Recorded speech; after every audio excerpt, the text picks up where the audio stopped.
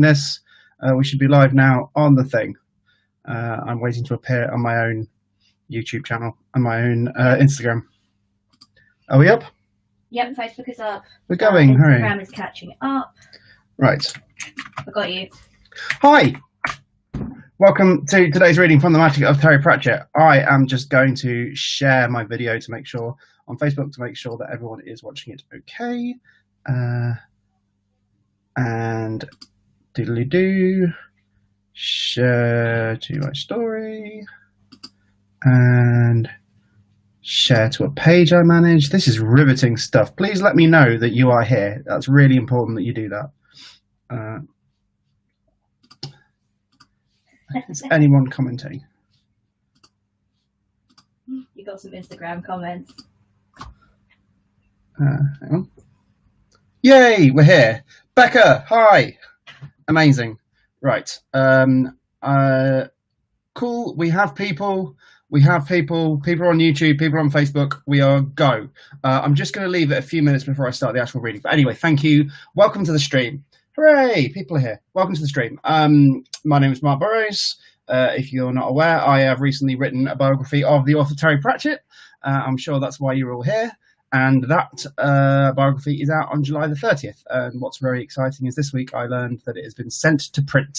It has been sent off, possibly as we speak. There is a printer somewhere, presumably socially isolated, keeping a respectful distance from his co-workers, hitting play or go or whatever it is they do, and making my printer happen. Can you all hear me? Can you all see me? Brilliant. Excellent. Good. Right. Good. Right. Oh, I just heard my own voice over there, which is always funny. Good. So yes, I wrote a book about Terry Pratchett. It's called The Magic of Terry Pratchett. It is out soon. It's been an intense week in the world. It feels weird to do anything like this during this strangely intense week, but I figured we could all use a bit of a distraction, frankly. And the what I found actually over the last year writing this book is that nothing is a better and more helpful distraction than reading about the life of a fantasy author who did most of his work around at least 5 years ago, 5 to 10 to 15 years ago, concentrating a lot on stuff that happened in the 60s, the 70s and the 80s, and also concentrating on things he made up in a fantasy world. It makes life a lot easier. So we're going to delve into that a bit. So today's reading is going to be from chapter 2 of the book. Chapter 2 deals with Terry's childhood. It deals with his discovery of science fiction and fantasy, and it deals with his first writing. It's a good chapter, I think. It's all a lot of stuff people wouldn't know. So I'm going to read out that chapter. Then I'm going to talk a little bit about how I did the research that came up in that chapter and whether there's anything interesting there. And then I'm going to answer some questions. So that's it. Does that sound good to you guys? Engage with the traditional start button on a printing press. Excellent. Good. So printing presses work the same as the USS Enterprise. Amazing. Engage. Print. Good. That's exciting. Good fact to know. We'll do a quick story so far for those of you who didn't see the last stream. This is the second one we've done. In the first stream, I read from chapter 1. On this stream, I'm going to read from chapter 2. The story so far, Terry Pratchett was born. He was a child. We're going to pick up the story after the 11 plus. So he took the 11 plus at school. He didn't get on with his headmaster. His headmaster predicted that he'd fail, but he passed anyway. He passed the 11 plus. He could go on to choose between a technical college or a grammar school. He's recently read The Wind of the Willows. It gave him a passion for reading. He's got a job at the local library where he's a Saturday boy every Saturday, and he did that so he could get out as many books as he wanted to. So that's the story so far. That's where we are. So without much further ado, because no one wants a do they? Depends which enterprise. Some work like a sewing machine. They make it so. Yeah, all right, fair enough. That was quite fun. They make it so. I mean, that would be the same enterprise that goes Engage, but let's not get too nerdy. I mean, we're here to talk about Terry Pratchett. But yes, so all is well, all is good. I am going to start reading. So I'm going to go from chapter 2. Hopefully you will enjoy it. you have any questions, please do pipe up. So, Chapter 2, The Young Writer. The summer of 1959 saw Terry prepare for the next phase of his education. He decided against attending a local grammar, and instead he applied for a place at the technical school in the nearby town of High Wycombe. Though he'd comfortably passed the 11 plus, Terry had hated his lessons at Holtsborough, that was his primary school.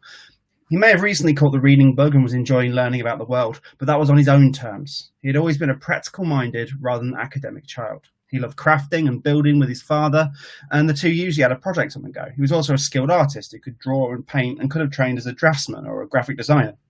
A practical education was always going to appeal more than an academic one. The all-boys Wycombe Tech offered the same lessons as most schools. Pardon me. Small burpee there. The all-boys Wycombe Tech offered the same lessons as most schools: English, maths, science, history, games, and so on. But while a grammar school might include scholarly learning like classics and Latin, the Tech specialised in hands-on creative schools with a syllabus which included woodwork and metalwork, technical drawing and art. A school uniform was naturally required, complete with a compulsory cap and tie, which pupils were forbidden from removing until they had arrived home. But here, in addition to the standard blazer, school tie and rugby kit, boys were required to supply a boiler suit. Despite the emphasis on practical skills, Wycombe Technical High School was a fairly typical late 1950s establishment. Lessons could be dry and discipline was strict. While the cane was restricted to the headmaster's office, where unruly boys received 6 of the best, any teacher was free to whack a misbehaving pupil with whatever they happened to have at hand, which meant bits of spare wood, metal rulers, and T-squares. And for those who caused trouble in PE lessons, a rubber-soled gym shoe. During Terry's time at school, a boy was beaten so hard with his own T-square it actually broke, and he was forced to stay behind for several evenings to make a new one. The sportsmaster was especially tough on the boys. While a doctor's note might excuse them from games, it meant that they would spend the lesson shoveling coal in the boiler room instead. One former pupil, Stuart Ruxby, writing on a website set up for school alumni, remembers throwing young Terry a sixpence to do his shoveling for him. Headmaster Harry Ward, who had taken on the post in 1958, was a keen disciplinarian. A harrowing experience during the war had left him defensive, short-tempered and uncompromising. Just like Bill Tame, Ward would soon take a dislike to Terry Pratchett. Terry's career at High Wycombe did not begin in the most auspicious of ways. The Pratchetts took their summer vacation at the same time each year, meaning their son once again missed his first day at a new school. For the second time in his life, he began an important phase of his education on the back foot. From that first day, which was actually the second day, until the day he left, he felt that he was playing catch-up.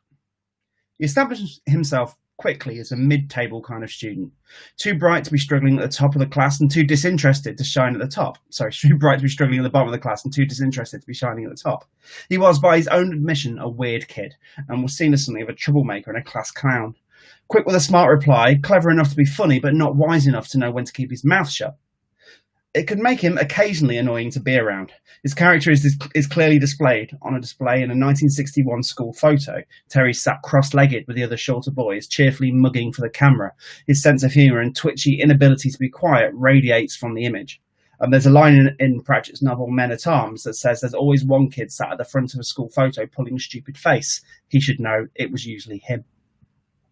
Such quirks would land him in trouble with teachers and school bullies alike. He was an obvious target for the thugs that prowl every playground. A smart mouth did him no favours with bigger lads who had already targeted him for being short and having a mild speech impediment. One bully took against him regularly and viciously until Terry eventually lost his temper, ran at him across a room and barreled headfirst into the boy's midriff. The bully found himself on the floor, his head bleeding, after landing heavily against an iron fireplace. Terry tended to be left alone after that. Formal education continued sluggishly. He absolutely hated maths and could never get the hang of algebra or equations. He was unfocused in English, and if he could engineer it, absent entirely in games, where he was always on the last to be picked for teams. Although he did enjoy playing hockey, which his father had played during the war in India, his nippy frame and surprisingly adept way with a stick made him a dangerous opponent. A reluctant and occasionally unlucky sportsman, he once spent 2 months with both of his arms in plaster after breaking his wrists in a trampolining accident. Subjects that could potentially fascinate him, such as science and history, were sacrificed on the altar of bad teaching. He learned about the 1815 Corn Laws, but all that really penetrated was a vague sense of a government getting one over on the poor in some way. His real education continued to be extracurricular. His mother paid for him to have touch typing lessons, reasoning that his bookish tendencies meant he was probably on course for a desk-bound job. Most of his really effective book learning was self-administered in Beaconsfield Library, where he stayed on as a Saturday boy.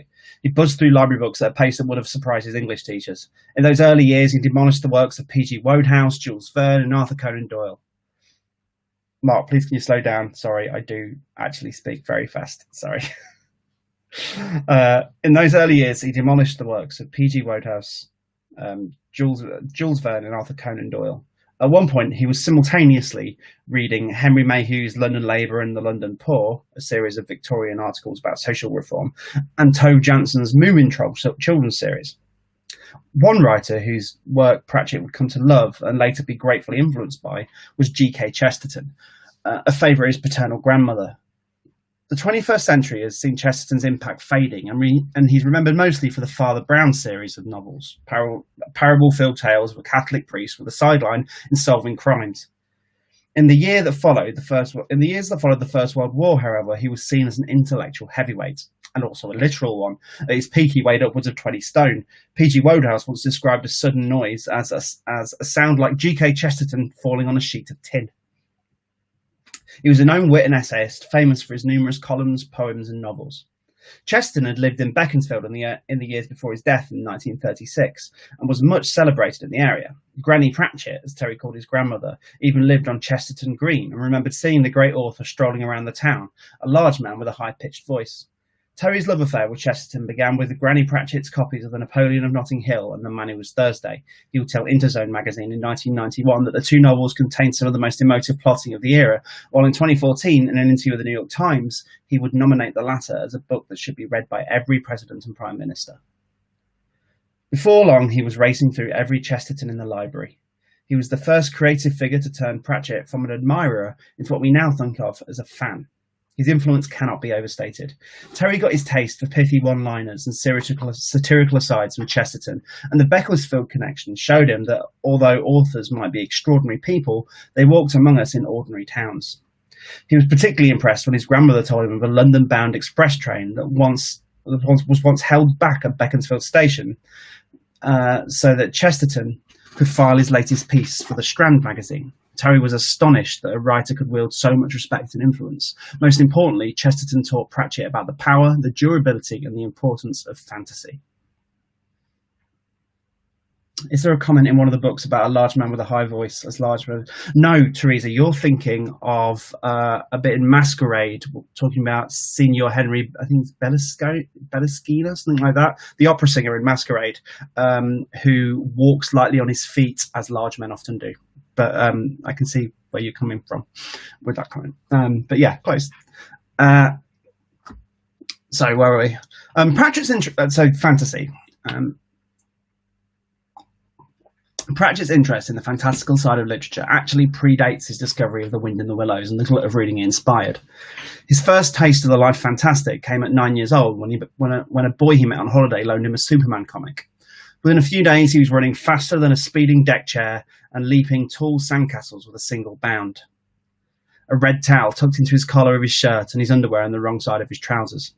He purchased the latest issue for the drive home, which at sixpence cost more than a week's pocket money. But it was stolen by a little girl he'd met and whom he'd become more attached during the trips, breaking his schoolboy heart as a result. Nevertheless, the torch had been lit. Superman led to a dalliance with Batman comics and other superheroes of the golden age of comic books, all with their own built-in playground games and make-do outfits. He'd lose interest in the Americanized comic book worlds as he grew older, finding Superman too boring and Batman too fanciful. Something that sparked his imagination, though, a yearning for the escape that came with the unearthly. It was only a matter of time before that hankering for the fantastic collided with an interest in the night sky, inspired by those Brooke Bond tea cards we talked about in Chapter 1, but you might not remember those. Handily, that collision took place just in front of the science fiction shelves in Beaconsfield Library. Science fiction, usually shortened to SF or sci-fi by enthusiasts, became an all-consuming passion. If Terry's reading had been restricted to the contents of the public library, his descent into fully-fledged fanatic might have taken much longer. There's only so much sci-fi that two smallish rooms and a mezzanine can contain. There would certainly have been H.G. Wells and Jules Verne, Robert A. Heinlein, John Wyndham and Edgar Rice Burroughs. There may also have been Isaac Asimov, Ray Bradbury, L. Ron Hubbard, Arthur C. Clarke and E. Doc Smith. It's unlikely there would have been much more than that, though. A chance discovery after school changed everything.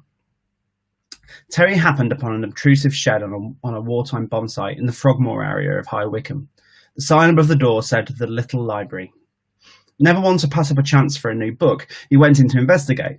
The shop had a beaded curtain covering the entrance and was run by a little old lady who, in between knitting and drinking tea, made her living supplying high-quality pornography provided in plain brown envelopes to a steady stream of embarrassed-looking men.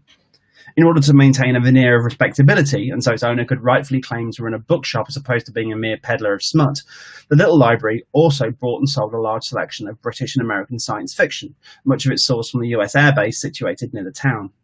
Terry, then 12 years old, had little interest in what he thought of as the pinker shelves, but was breathlessly excited by the cachet of otherworldly delights he discovered in the crates on the floor. He quickly became the little library's only juvenile regular. The little library finally gave Terry access to the depths of material that could satisfy a fanatic. Here he discovered the pulp paperbacks of Fritz Leiber and A. Van Voigt and Henry Kuttner, and the distinctive custard yellow or violent magenta jackets of the Victor Gollancz publishing house. The publishers of Hal Clement, Algis Budrys and Harry Harrison. Terry sank gratefully into all of them, immersing himself in a universe of black holes, lost civilizations, and planetary conquests. Every time he went into the little library, which was around 3 times a week, there was something new to pick up. Possibly the lady who ran the place made sure to renew her stock, having grown quite fond of the short, awkward boy who showed no interest in her primary product, but would drool at the sight of a Harry Harrison novel he hadn't read yet. Arguably more important and certainly more affordable than the novels were the anthologies, magazines and amateur fanzines published in the UK or shipped over from the US. A subculture of sci-fi fandom had been active in Britain since the 1930s, but around periodicals and a succession of short-lived associations and societies, and was enjoying a new flush of life in the post-war years. Terry picked up magazines with names such as New Worlds, Science Fantasy, Astounding, Galaxy and Analog. They contained some news and editorial content, but were mostly comprised of short stories and serialised novels. Here we found the new generation of writers, Michael Moorcock, Brian Aldiss and J.G. Ballard. Most of these publications carried classified ads for mail-order fanzines written by amateurs and usually hand-typed and duplicated. Pratchett sent off for the zines names like Afaveta, Zenith and New Frontiers, each one containing more stories from newer writers alongside yet more classified ads and letters. These led to yet more fanzines, more stories, and eventually to the British Science Fiction Association and other fans. Terry had not only uncovered a whole slew of new writing, he had made contact with a subculture he felt he could belong to. Much later, when he wrote the Discworld novel Going Postal, he would channel his discovery of fandom into Stanley, the obsessive collector of pins and later stamps, and the specialist pin collector's shop found under a massage parlour selling smudged and misspelled fan magazines.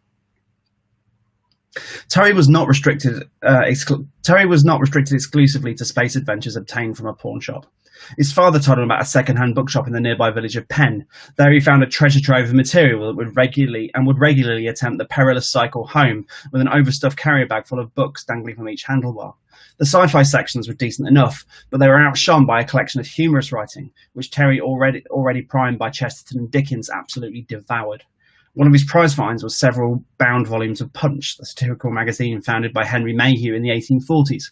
He later claimed that by his early teens, he had read every issue of Punch published between 1841 and 1960, gorging on columns and stories by Geoffrey Williams and Mark Twain and Jerome K. Jerome and Alan Coren. These would join Chesterton in establishing his wry and satirical and occasionally silly sense of humour, as well as a pervading interest in the Victorian era, especially Victorian London, that would stick with him throughout his life.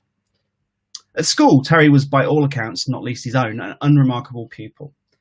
But that didn't mean he wasn't constantly learning, and learning fast. His version of academia was entirely self-taught, and he picks up information in the form of handy facts and nuggets of trivia, rather than the school-approved method of drilled-in dates and definitions.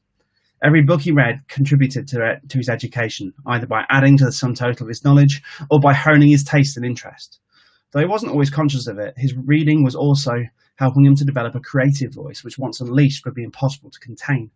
Many books of many genres and types dissolved into the crucible of his developing intellect like nuggets of gold, dug from the ground, ready to be cast into bars, or just possibly into a ring.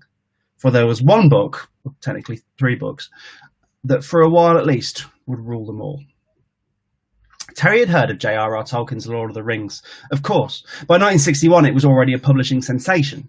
Frodo Lives graffiti wouldn't, if you don't know, there was graffiti saying Frodo Lives that was common in San Francisco. Frodo Lives graffiti wouldn't begin appearing in San Francisco for another year or so, but the first person to commit that particularly Tolkienian act of vandalism had probably started on chapter 1 at least. A few of the boys at the school had already read Tolkien's masterpiece and had talked it up, but Terry had yet to get his hands on a copy. On the last Saturday of the year, having trudged through the freezing December weather to his job at the library, Terry was presented with a late Christmas gift. The librarian, knowing how excited his young volunteer would be, pushed 3 large books bound together with string across the counter. The Lord of the Rings had finally arrived.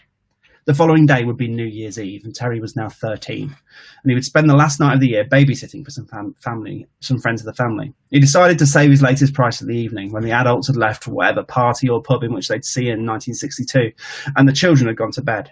Settling himself down, he began to read. This book is largely concerned with hobbits. That evening, the day that followed, were one of the most profound literary experiences of Terry's life. He read until he could no longer keep his eyes open and fell asleep with the books laid across his chest. He made short work of the Fellowship of the Ring and moved straight into the Two Towers. By the following evening, he had read his way to the end of the appendices in The Return of the King. Without much of a pause, he picked up Fellowship and started all over again. This book is largely concerned with hobbits. It's not unusual for a boy of a certain age to resonate with Tolkien in such a way.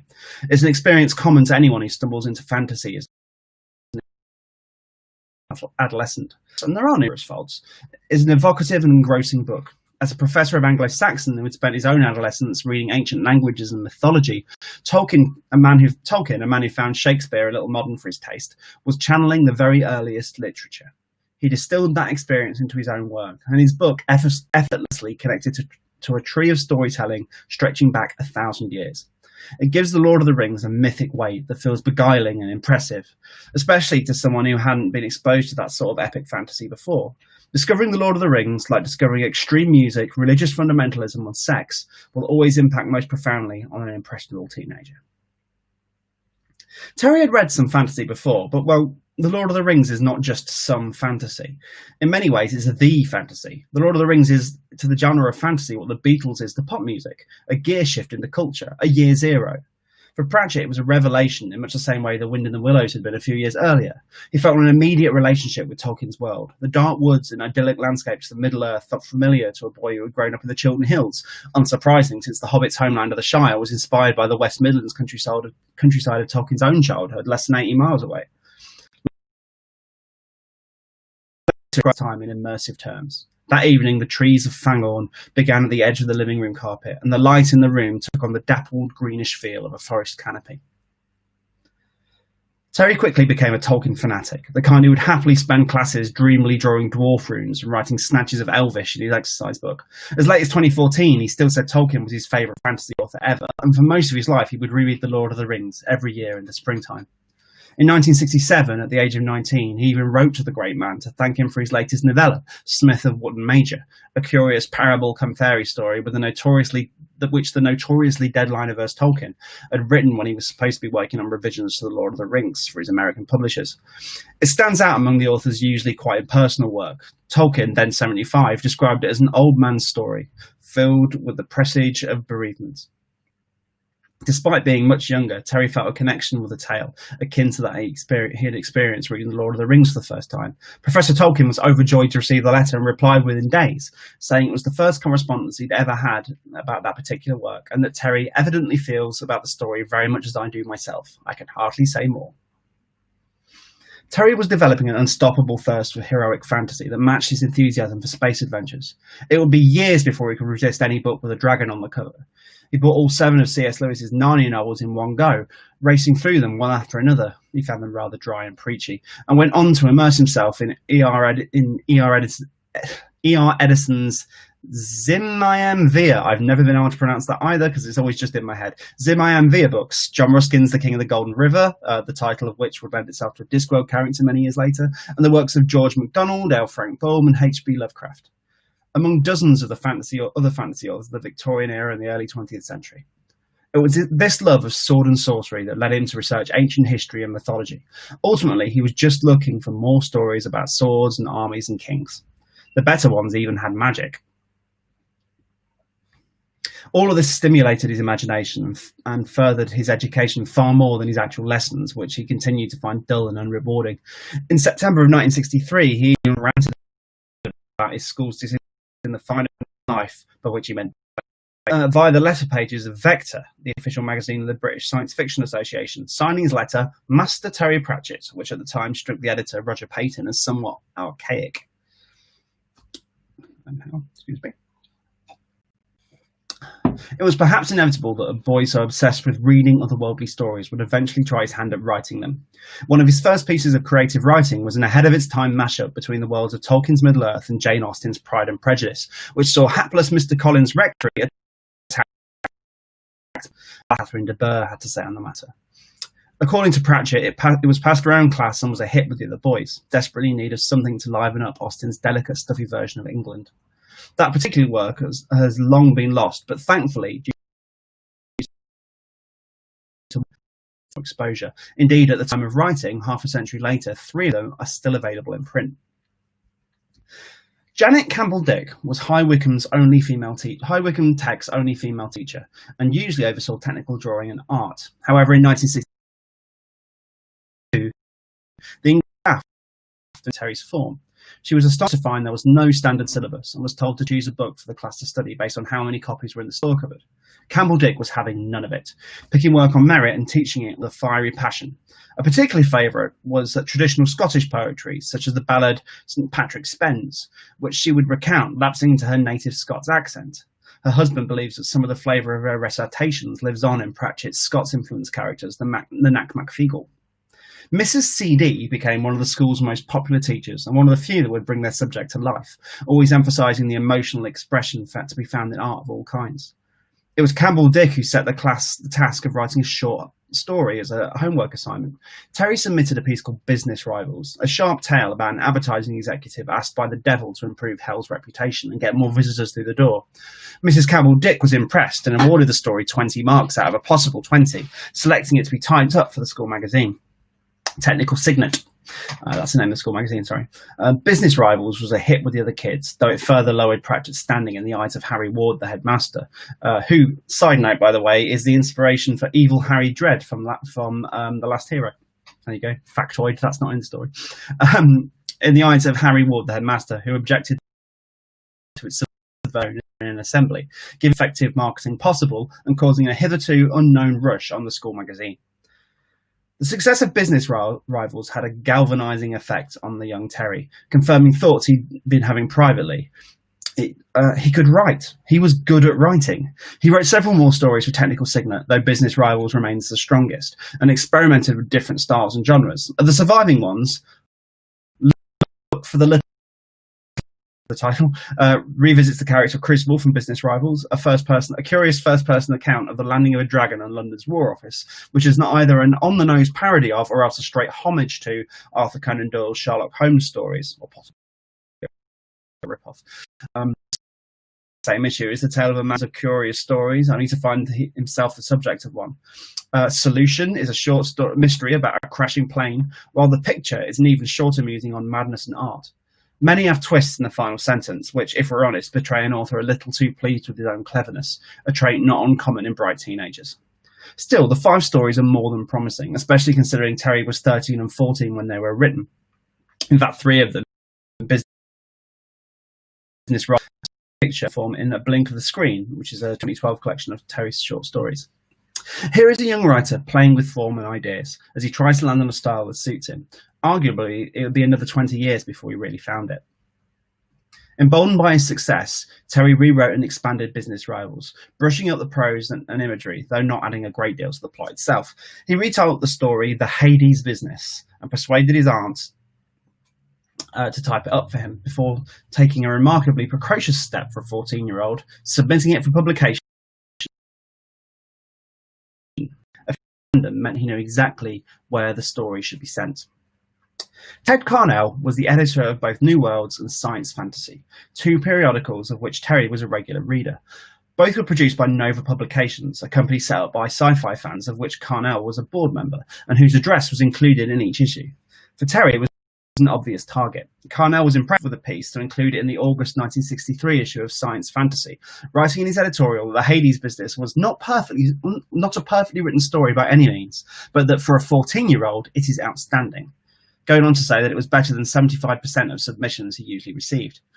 In the introduction to Terry's story, Carnell would be the first in a long line of professionals to take a chance on Terry's future potential. Unlike his teachers, such figures were usually proved right. Science Fantasy was the less popular of periodicals, but still had circulation, was well respected in the sci-fi community. Terry was paid £14 for his trouble, money he invested in his future career, purchasing a reliable second-hand Imperial 58 typewriter from his typing teacher. He later worked out that it was worth a lot more than that, and he suspected his parents might have quite looked like. He also saved up for a copy of the reference work, Brewer's Dictionary of Phrase and Fable, one of which I have here. Brewer's Dictionary of Phrase and Fable, which he read was an invaluable resource for a writer, and the latest edition of the Writers and Artist Yearbook. As a science fiction author, it was time to start behaving as such. He's still with me? We're nearly there. Good. And please do, as I said, let me know if I start speaking too quickly. One of the things published science fiction authors were supposed to do was attend conventions. Terry attended his first science fiction convention in 1964 after some fast talking about the educational value of such events to his parents. The main educational value, of course, was in learning what beer tastes like, but that's still an education of sorts. Easter was, and indeed is, an annual gathering of sci-fi fans and personalities held over the Easter weekend somewhere in the UK. The 1964 EasterCon took place at the Bull Hotel in Peterborough. As this was the second year the town had played host, the event was dubbed, with a sense of humour typical of sci-fi fans, Repeatercon. Sci-fi conventions in the 21st century are big business, with Comic-Con events across the world attracting huge names and tens of thousands of fans, and being used as launchpads for giant tentpole movie franchises. British conventions are modest compared to the US, so London's annual event boasts, pardon me, I did a little bub. Boasts more than decent numbers, with cult celebrities and thousands of attendees in costumes. Matters was somewhat calmer in 1964, and Repeatercon only had 150 attendees, including guests. 151 attendees, including guests. Pratchett was number 85 on the list of delegates. Repeatercon and the event including BrumCon and YarCon, I'll leave it to you to work out where they to crack the code and work out where they took place amid something of a changing of the guard in British science fiction fandom. Nova Publications, run by enthusiastic fans rather than savvy business types, was sliding into trouble, and both Science Fantasy and New Worlds were picked up by a new publisher, with new editors installed. Younger names were beginning to make their mark on the scene, not only Terry, but also Ed James, Christopher Priest, Michael Moorcock, and J.G. Ballard. The sense that British authors were having a moment was capped by the Select 65 World Science Fiction Convention, aka WorldCon. It was the first time the event had left the US. For Terry, these conventions were a revelation. He found himself among peers, people with as good an encyclopedic knowledge of Aldous and Harrison as his. He made new friends, including writers like Ed James, Roger Payton, and Dave Busby, who would remain part of his life for the next half-century and indulged naturally in a lot of underage drinking and hijinks. Later, he recalled watching someone try to throw an inebriated Charles Platt, the young editor of the fanzine Beyond, out of a window at a convention in Birmingham. A contemporary report of the same con, written by teenage fans Beryl Henley and Art Mercer, notes that Terry Pratchett was doing something incredibly funny in a corner, only we can't quite remember what. That's not to say Terry was wildly popular at these events. Platt remembers him as mildly amusing, ironic, and a bit twitchy. Not an easy person to talk to.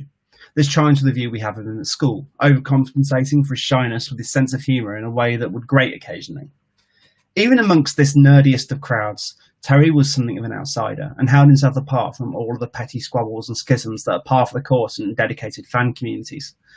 The old guard was suspicious of the newcomers. The London New Wave writers thought the early generation of fandom was provincial and dull, while the contingent of new wave as pretentious and depressing.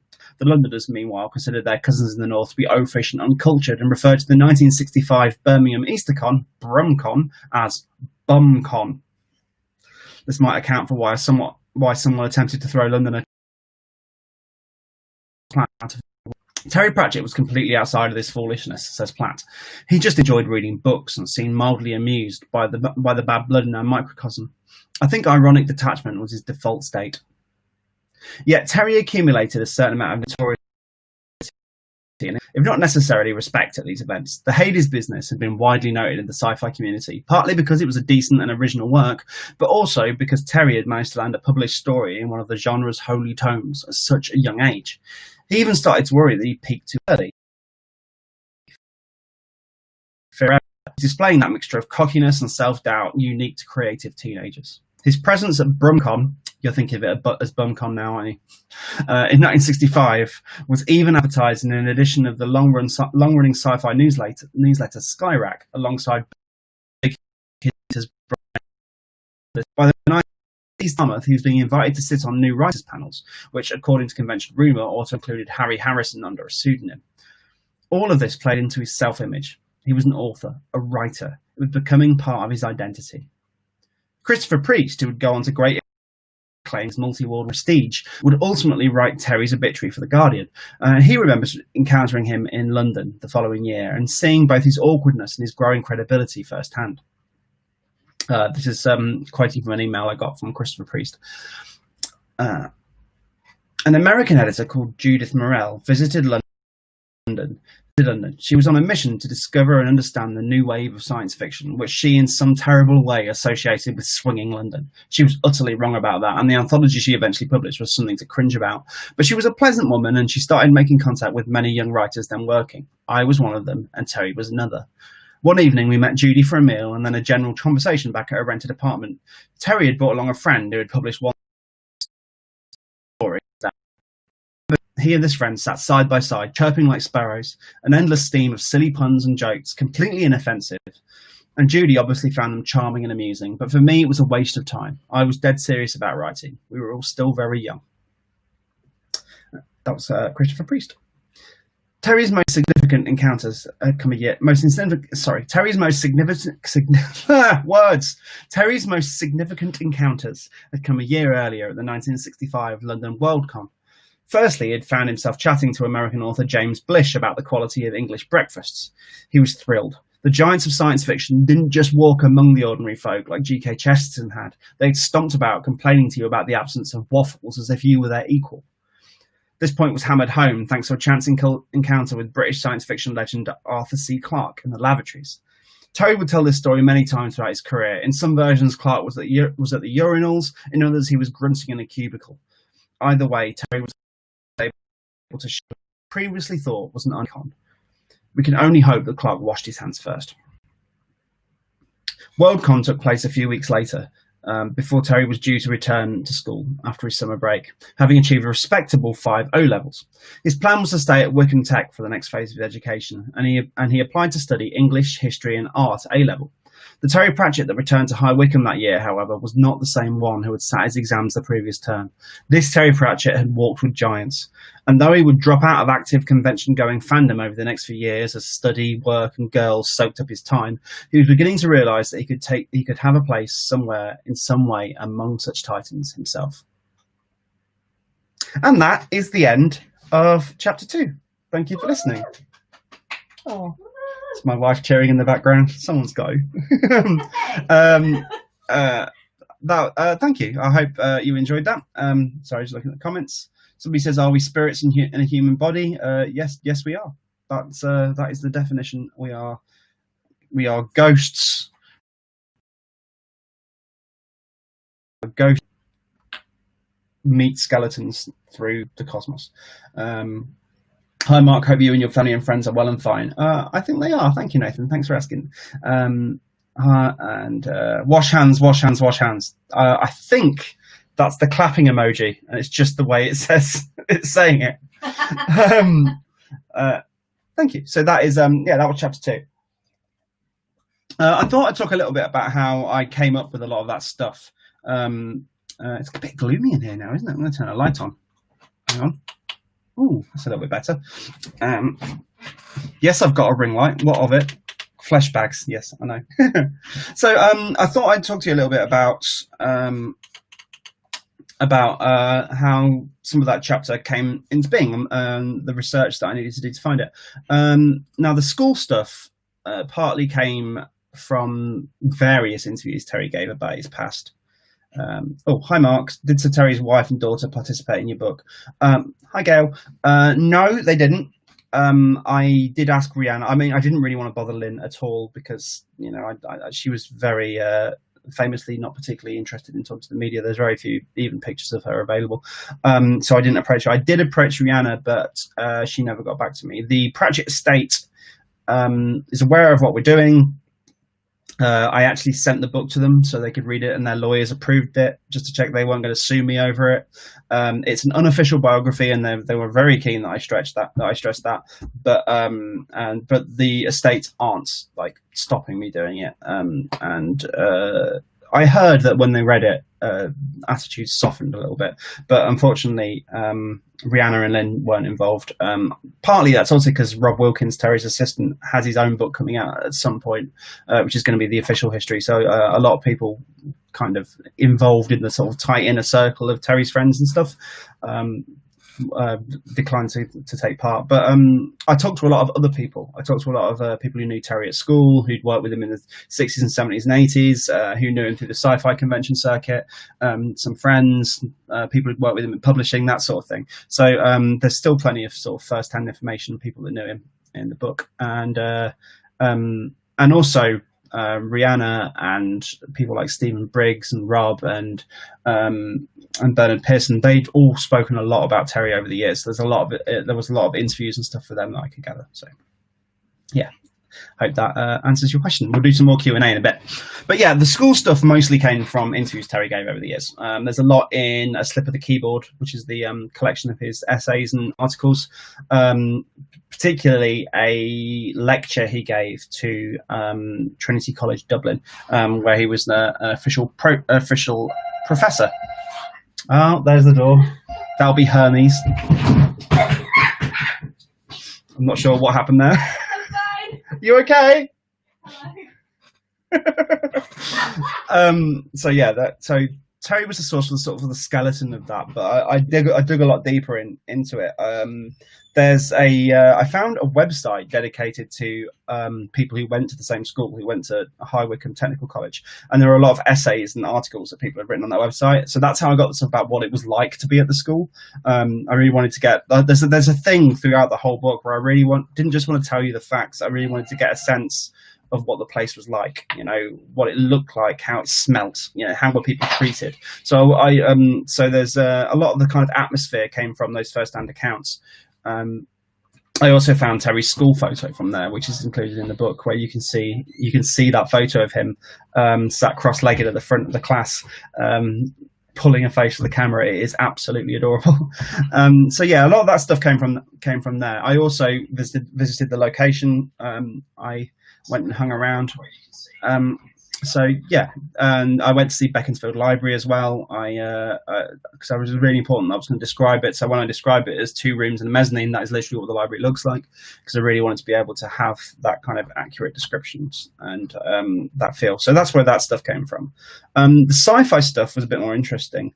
There's a couple of books that were really helpful. There's a book called Then, Science Fiction Fandom in the UK. It's a history of sci-fi fandom by Rob Hanson. That was really, really useful.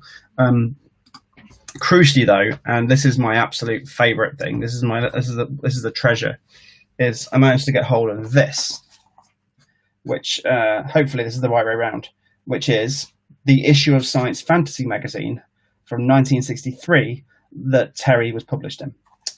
This is an actual copy of Science Fantasy, featuring an appreciation of Mervyn Peake by Michael Moorcock. And sure enough, you can see right here, there is the address for the publishers. So that's how Terry knew where to send it. And you've got the editorial there that mentions it. And see, where was it? I believe it is page. There it is. The Hades Business, and that's it. The Hades Business by Terry Pratchett.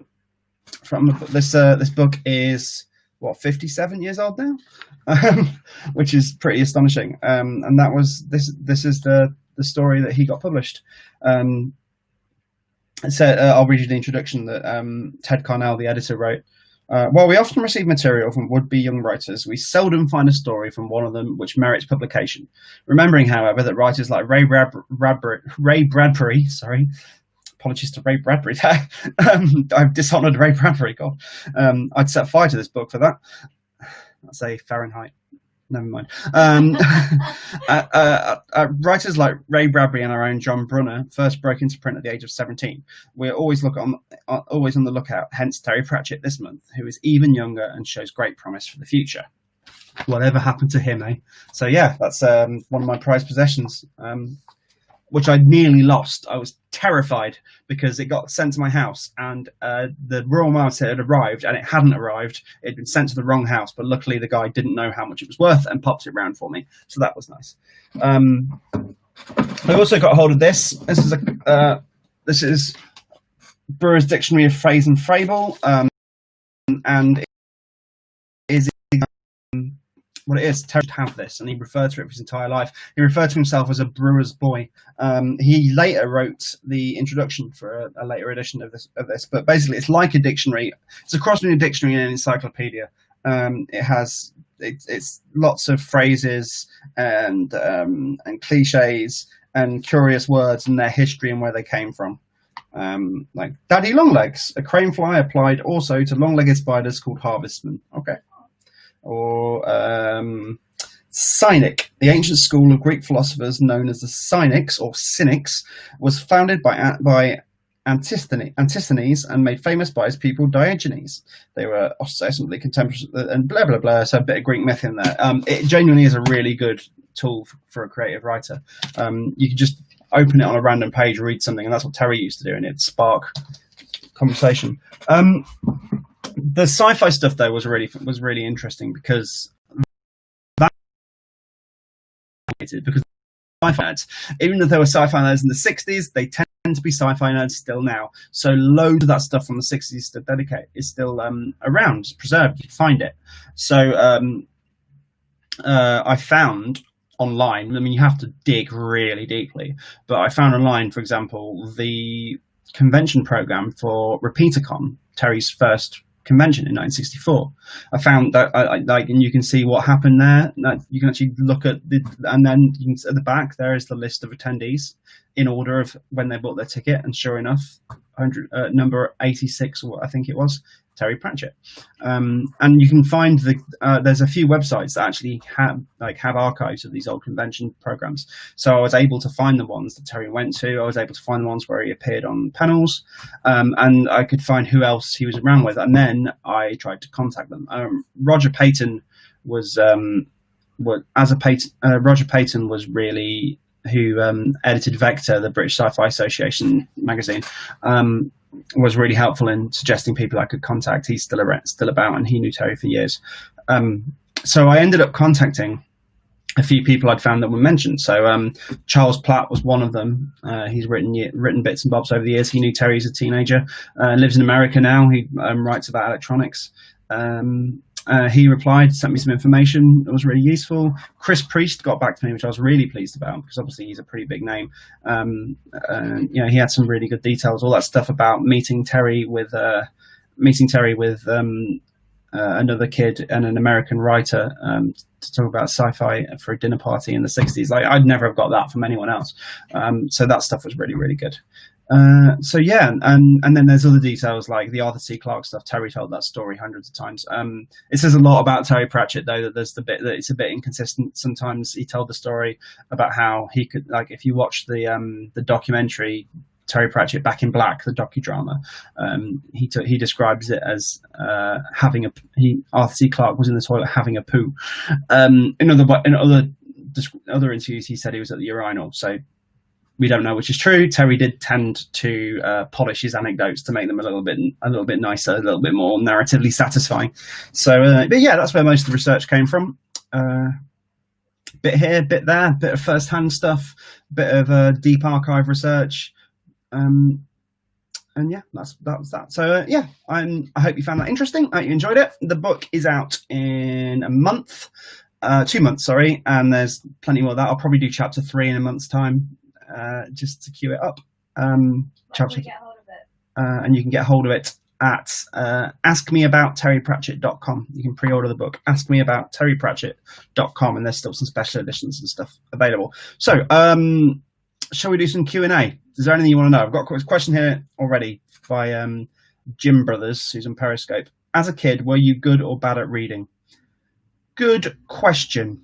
Was I good or bad at reading? No, it's not a good question. I was really good at reading. I could read. I started reading early, very early. I read very fluently. I read Charlie and the Chocolate Factory when I was 6 years old. That's the first novel. I really vividly remember the time I learned to read in my head. I was reading a book I'd got from school out loud, like a storybook, and my mum was like, "Why are you reading that out loud?" And I said, "Well, I don't know how to read in my head." And mum just went, "Well, just imagine the words, but don't say them." And I went, "It's a miracle." I couldn't believe how simple it was. And after that, there was just no stopping me. And then I think mum got me Charlie and the Chocolate Factory out of the library. And that was the first novel I ever read. After that, never looked back. I was always a really voracious reader. I don't think there's a day I haven't read something since then. So yeah, Gail, not until fall here in the States about the book coming out. Yes, you're right. The official release in America and I believe Australia is in the autumn, but you can pre-order it from my website. And if you don't mind paying, if you wanted it early and you don't mind paying the extra postage, I'm shipping out to the States as well. So if you did want to pre-order, if you do want to pre-order, then you can do that from askmeaboutterrypratchett.com. So what's your favorite Discworld novel and why? Always a good question. Always a different answer. I mean, today I'm going with Nightwatch. I usually say Nightwatch. Nightwatch is an extremely powerful book. It's the first properly dark book I think he ever wrote. It's so rich and so kind of clever. And it's still funny. There's gags about Les Miserables in there and time travel movies. There's a Terminator joke in there, but it's much more serious than most of his other books. And actually, all that stuff about riots and protests and revolution is playing out right now. It's playing out in the news right now. And if you read Terry's insights about it, about mob mentality and about the people. If you go back and read Nightwatch, he is so prescient and so clever on that subject. But it's also a really good human story. It's my favorite Vimes story. I think it's one of the few Discworld novels that ever made me cry. So yeah, my favorite one is Nightwatch. And Gail is rereading it. Yeah, it's a good time to reread Nightwatch. You said you pre-ordered on Amazon. I mean, if you cancel that pre-order, they won't have taken the money yet. So if you did want to order it from me directly, you still can. Just saying. But also no pressure. It'll get to you reliably via Amazon when it comes out.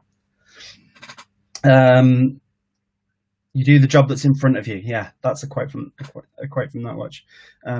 There are a lot of policemen on the streets that could learn a lot from Sam Vimes and reading Nightwatch. Decent coppers. Right, so we've got about 7 minutes left. Does anyone have any more questions? Terry Pratchett, about writing a book about Terry Pratchett, or about anything in the world, really? Do you think Terry was Rincewind or Death? Terry was Rincewind. Terry was definitely Rincewind. I mean, Death is a fish out of water character, and I mean, all of Terry's characters related to him in some way. And that feeling of out of places, of observing the human race and thinking about how strange it was, that's very Terry. But particularly when he was a younger man, I mean, when he wrote, the reason that The Colour of Magic is the first really successful book he writes, and the reason that Rincewind is the first character he wrote that really sings when you like, there are good characters in his earlier books, but Rincewind is the first really relatable one. It's because he was basically writing himself. That kind of frustrated bewilderment with the world was very Terry. That kind of not really. I mean, not the coward stuff. That's all played up a lot, but yeah, I'd say so. He said, in fact, there's a great quote from him in an interview he did in Second Life, if you remember Second Life, about 2009, I think it was, where he said he knew in his heart of hearts that he was really a Rincewind. But that said, there are elements of Terry in all of his characters, like his elements of his personality split across them, like his sense of justice, his sense of injustice, and his anger. That was in Vimes, and also Vimes echoes the way that he progressed. You know, he started off poor as a church mouse and became a knight of the realm. That was Vimes's journey as well. There's a lot of art imitating life and life imitating art there, because a lot of things happened to Vimes before they happened to Terry. But so there was that. And then his kind of stoicism and also his kind of realism, not cynicism so much, but realistic worldview of people and what they're like, that Granny Weatherwax has. That comes from Terry too. So you can kind of, with his best characters, the great characters, the ones that come back and back, you can see a little bit more of them. But I think Rincewind was the first one that really, really knew him. So yeah. Somebody said, did I ever meet Terry? I didn't. Pragmatism, that's the good word. Yes. Granny's pragmatism is Terry's pragmatism. And it was something that he learned from the women in his life, particularly his grandmother. We're about to lose which Pratchett. About to lose Instagram, by the way. I'm sorry, but which Pratchett characters are you? Also, hello. I mean, I'm a Rincewind as well. Yeah, like that kind of. Also, I'd like to say I'm Impicellin, but I'm not cool enough to be Buddy. I'm not. I'm slightly terrified and slightly awkward, and the sad truth is I'll always be a Rincewind. Maybe a Roland at best, possibly a Roland, but yeah, Tiffany Aiking's boyfriend, maybe, but no, I mean maybe even worse than a Rincewind. Maybe I'm an Eric or a Nigel. I've got a horrible feeling I'm one of those. I'd like to think there's a little bit of William de Word in there as well, but probably not. If you're watching on Instagram, by the way, thanks a lot for watching. The Instagram feed will run out at 7:00. But keep going, and then I'll keep on the mainstream. You can catch it on YouTube or on Facebook as well if you do a quick search, or watch this back. Why not? Or Twitter. Go to my Twitter feed. You can find it. Carrot. No. Do I look like a carrot to you? Carrot, the man with megawatt charisma and bulging biceps, and quietly clever underneath all of it, and warm and friendly and knows everybody, but also has a fist like an iron bar. No, I'm not Carrot. I don't think Terry was Carrot either. Carrot is an interesting character, actually, because Terry was fooled by Carrot. Carrot was meant to be the main character of Guards. And Terry always in the way that Victor Tugglebend is the main character of Moving Pictures. And it was meant to be in that mold, literally in that mold. He always saw those characters as being actors, as like movie stars playing different parts, the same movie star playing different parts. Oh yeah, we've lost Instagram. Do you know what though? I'm going to go back to Instagram and I'm going to do a stream. Hang on. How do you go live? I don't know. Yeah, hang on. Go to the stories bit. Swipe at the bottom so it says live. Oh, that doesn't work. Hang on, I'll be there. Oh, there we go. There. Go. Get to the bottom so it says live. No, I'm getting confused. Can't you? There. Where's live? Oh, there it is. Live. Checking connection. So I'm going back on Instagram for a bit until we finish the and until we've boom. Yes. Hello Instagram again. I figured I'd come back just for a bit.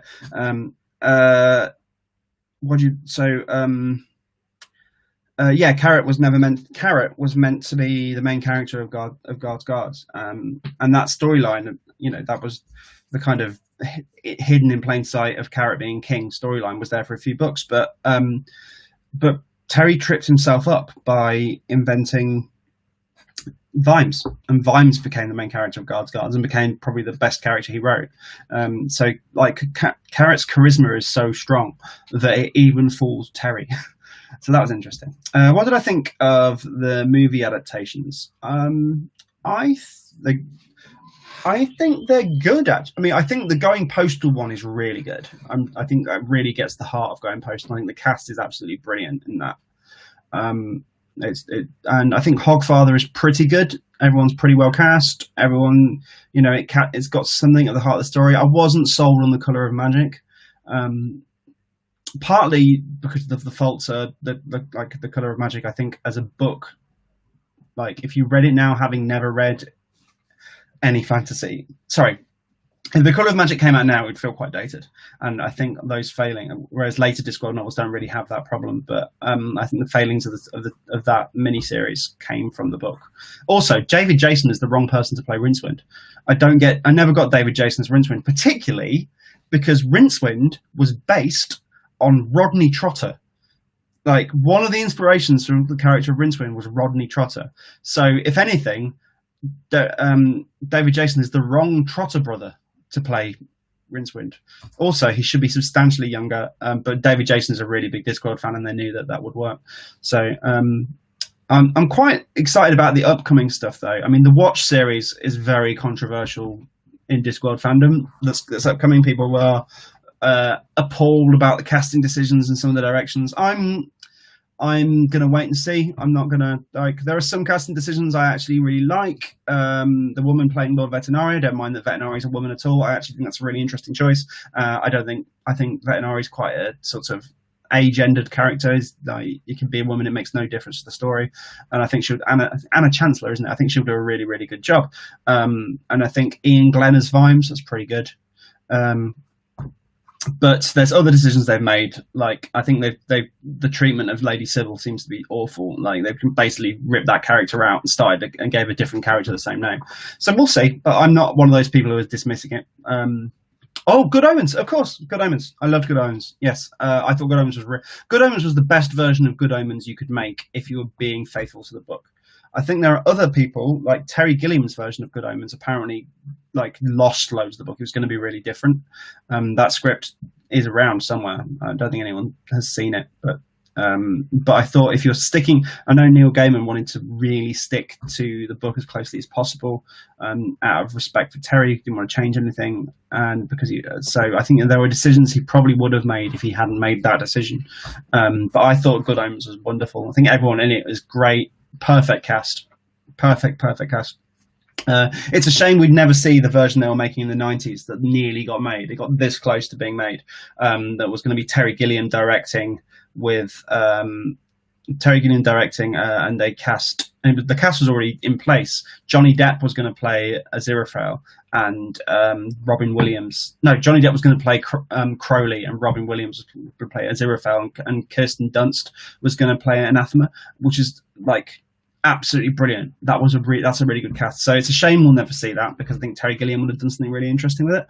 But I loved the TV version. I thought Neil really did his best by Terry on that. And I'm very excited about the new Discworld adaptations that were announced a few weeks ago. I know Rhianna Pratchett wrote the screenplay for We Free Men, and that could potentially be absolutely fantastic. So yeah. I can't see anyone else at this point. As in the characters from Good Omens. Yeah. I think they're pretty definitively nailed now. Any other questions, and then we shall call it a night. You have a few seconds. Okay, I think we're done.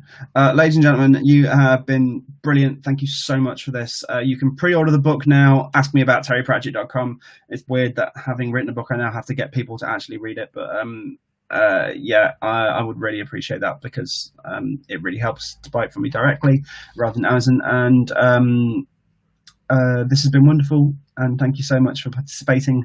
And I will see you here next month, and we'll do the next chapter. Chapter 3 is my favourite chapter in the book, and we will talk soon. So thanks so much, guys, and I will see you all later. Bye.